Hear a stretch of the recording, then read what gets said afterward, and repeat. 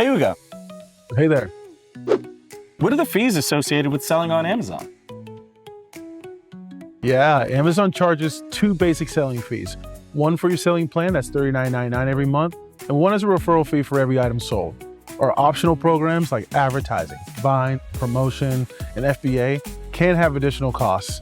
With FBA, for example, some of our core fees are an FBA fulfillment fee. That's a per unit charge that can vary depending on the item's category, size, and weight. There's a monthly inventory storage fee. That's based on daily average volume in cubic feet. There's also a monthly aged inventory surcharge. That's on inventory that's been in our fulfillment center for 181 days. There's also an FBA disposal order fee. That's a per unit charge should you want us to dispose of an item for you. There are some additional potential fees that you can incur based on your seller journey. Those are outlined in our Seller Central help page.